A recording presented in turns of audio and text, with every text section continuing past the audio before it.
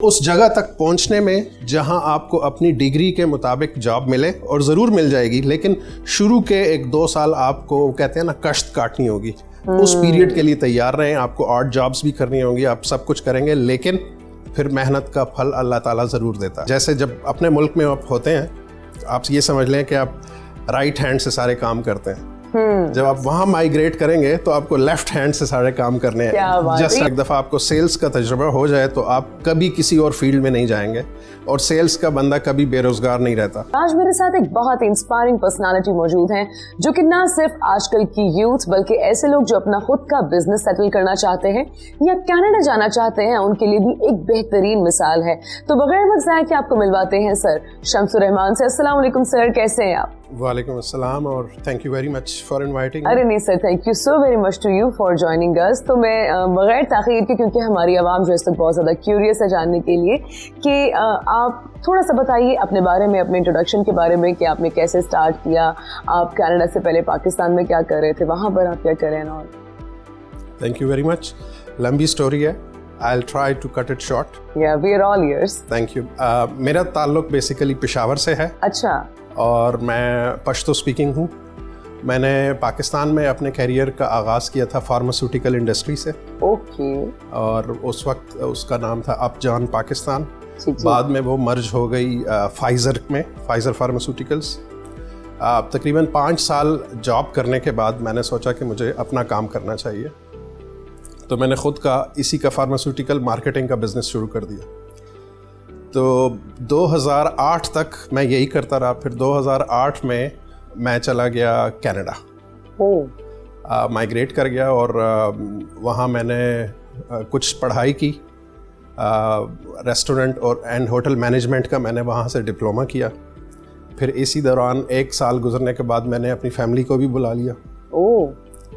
तो we are family of 6। मेरे 4 बच्चे हैं, 2 बेटे हैं, 2 बेटियां, और अल्हम्दुलिल्लाह we are now settled in Canada.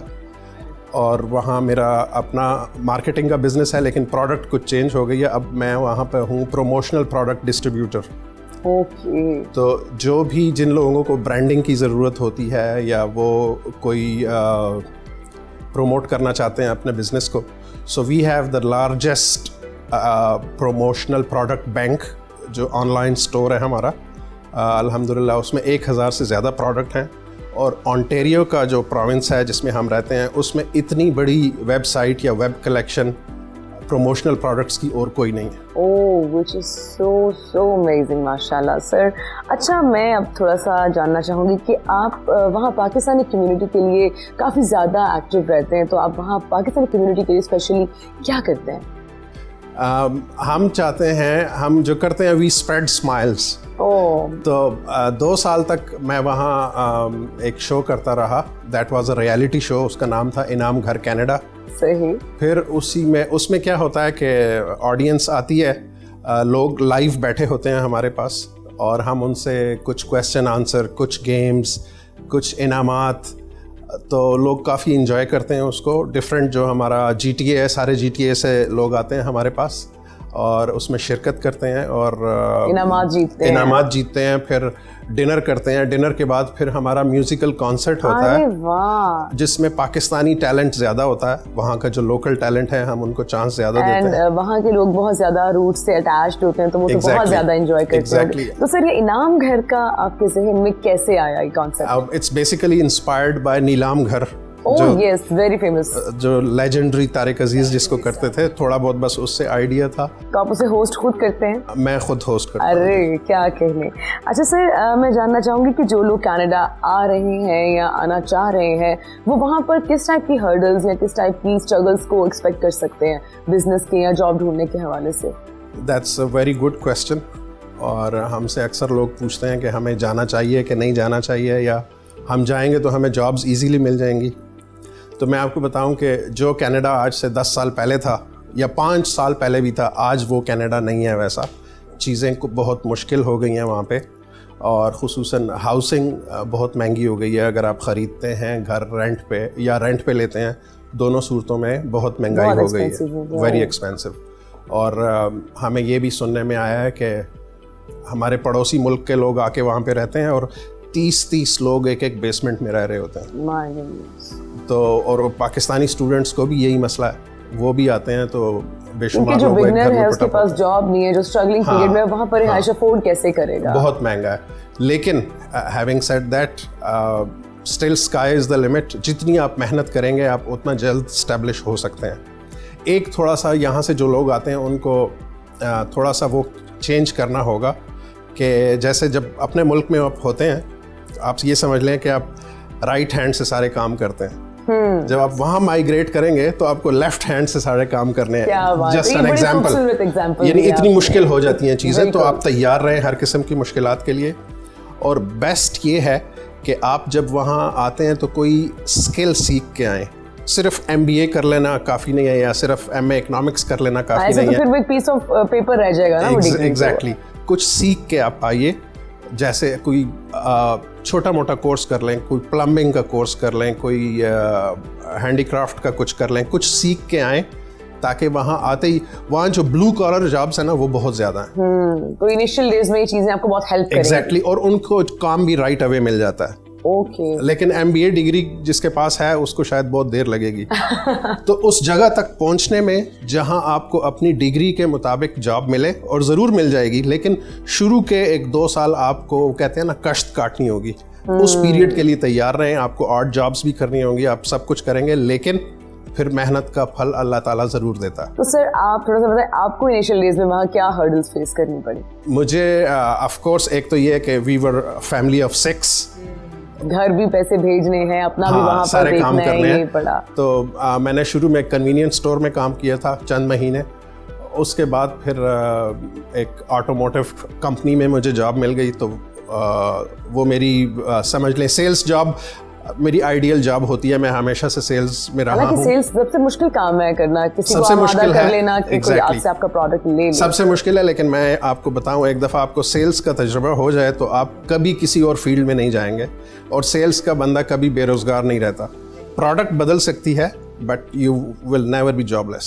अच्छा, तो सर अब मुझे बताइएगा कि ऐसे लोग जो वहाँ पर अपना बिजनेस सेटल करना चाहते हैं उनके लिए आप क्या कहते हैं कि क्या वहाँ पर हर्डल्स हो सकती हैं या कैसे वो सेटलमेंट कर सकते हैं? It's a very good question. एक तो ये कि जितने लोग वहाँ पे आते हैं ना वो जॉब ढूंढने की कोशिश करते हैं, और अगर जॉब नहीं मिलती तो वो थक हार के बैठ जाते हैं। ऐसा नहीं होना चाहिए। आप टारगेट अपना ये बनाएं कि आपने अपना काम करना है, स्मॉल बिजनेस आपको करना है। स्मॉल बिजनेस का ये फ़ायदा होता है, जिस मुल्क में भी स्मॉल बिजनेसेस ज़्यादा होंगे वहाँ पे जॉब अपॉर्चुनिटीज़ ज़्यादा क्रिएट होंगी। अच्छा, अब ज़रूरी नहीं है कि बिज़नेस करने के लिए आपके पास बहुत सा पैसा हो। नो, ये बिल्कुल ज़रूरी नहीं है। आपके पास पैशन होना चाहिए। मैं आपको बताऊं, अगर आपके पास बहुत से पैसे हैं तो कोई आप स्टोर खोल के बिज़नेस शुरू कर सकते हैं। लेकिन अगर आपके पास पैसे नहीं है और आप बिज़नेस करना चाहते हैं तो आप डिस्ट्रीब्यूशन का बिज़नेस कर सकते हैं। आप कोई एक प्रोडक्ट उठा लें, वहीं लोकल मार्केट से उठा लें। और ये ज़ीरो इन्वेस्टमेंट पे है। एग्जैक्टली, ज़ीरो इन्वेस्टमेंट पे है या माइनर इन्वेस्टमेंट पे है। उस पे आप ये कर सकते हैं, आप डिस्ट्रीब्यूशन शुरू कर दें। लाइक 100 स्टोर्स अपने एक लिस्ट बना लें, 100 स्टोर्स तक आप अपनी प्रोडक्ट पहुंचा दें, और फिर वो आप खुद ही देखेंगी कि आपको डिमांड आनी शुरू हो जाएगी, और इस तरह से आप अपने डिस्ट्रीब्यूशन सेटअप को वसी कर सकते हैं, और इसके लिए ज़्यादा पैसों की ज़रूरत नहीं है। बिल्कुल बिल्कुल बिल्कुल। और sir last but not the least, I want to know कि जैसे कि आप देखते हैं कि टूरिज्म को प्रमोट करने में डिस्कवर पाकिस्तान का काफ़ी किरदार रहा है, तो आप इस किरदार को कैसे देखते हैं? और बताएं कि क्या कभी आपने डिस्कवर के प्लेटफॉर्म से कोई ऐसी जगह देखी हो और आके स्पेशली विजिट की हो, या आपको हमारा कौन सा प्रोग्राम पसंद है? I want to know everything. Discover Pakistan अब दिन ब दिन वहाँ पॉपुलर होता जा रहा है कनाडा में। ऐसे ही अब पता नहीं क्या कर रहे हैं आप लोग। तो उसमें ये है कि ऑफ कोर्स मैं एक शो उसमें देखता हूँ, इंडस्ट्री का जो मेड इन पाकिस्तान का प्रोग्राम है वो मैं शौक से देखता हूँ।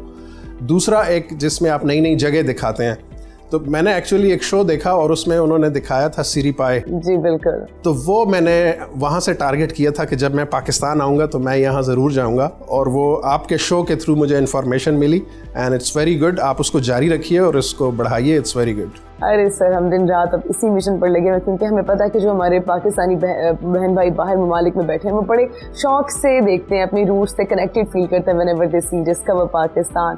और सर एंडिंग नोट्स में मैं चाहूँगी कि आप आजकल की यूथ या जो ऐसे लोग हैं जो वहाँ पर अपना बिजनेस स्टार्ट करना चाहते हैं, या ऐसे लोग जो भी नए नए कनाडा गए हैं, आप उनको कोई मैसेज देना चाहें जो उन्हें हेल्प आउट कर सके? हाँ, एक तो देखें जो कनाडा की जो इमिग्रेशन की वेबसाइट है ना, वो इतनी तफसील से है कि आपको किसी भी एजेंट के पास जाने की ज़रूरत नहीं है, किसी भी एजेंट को पैसे देने की ज़रूरत नहीं है।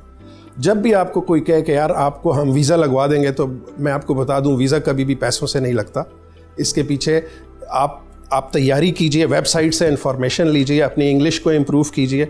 उसके बाद अगर आप स्टूडेंट के तौर पे आते हैं तो आप एडमिशन लीजिए, और अगर आप इन्वेस्टमेंट करना चाहते हैं तो इन्वेस्टमेंट के प्रोग्राम्स भी हैं। पूरे कनाडा में हर प्रोविंस में उनके प्रोग्राम्स हैं इन्वेस्टर्स के लिए, एंटरप्रेन्योर्स के लिए। उसको देखें और एजेंट्स के झांसे में मत आएं। हाँ, आप खुद स्टडी करें और अपना जो हार्ड अर्न मनी है वो खुद अपने आप पे स्पेंड करें। कोई ना कोई हुनर सीख के ज़रूर आएँ, इंग्लिश को इम्प्रूव करें। ये दो चीज़ें, एक आपके पास स्किल होनी चाहिए, एक आपका इंग्लिश का लेवल अच्छा होना चाहिए। तो इंशाल्लाह आप आ भी जाएंगे, आपको वीज़ा भी मिल जाएगा और आप सक्सेसफुल भी होंगे अगर आप मेहनत कर सकते हैं। बिल्कुल। अब इससे ज़्यादा मेरा नहीं ख्याल कि चीज़ों को कोई सॉर्टेड तरीके से बता सकता है जिस तरह से शम्सुर रहमान साहब ने बताया है, और मैं उम्मीद करती हूँ कि आप सबको आगे फ्यूचर में बहुत ज़्यादा बातें हेल्प आउट करने वाली हैं। तो sir, thank you so very much for joining us and thank you for your precious time. और मैं आप सबसे भी अब इजाज़त लेना चाहूँगी। उम्मीद आज के प्रोग्राम को आपने बहुत ज़्यादा एंजॉय किया होगा और काफ़ी कुछ यकीनन सीखा भी होगा सर के तजुर्बों से। फिलहाल के लिए मुझे दीजिए इजाज़त, आपसे बहुत जल्द मुलाकात होगी। अपना बहुत सारा ख्याल रखें, दुआ में याद रखें। फ़ी अमान अल्लाह।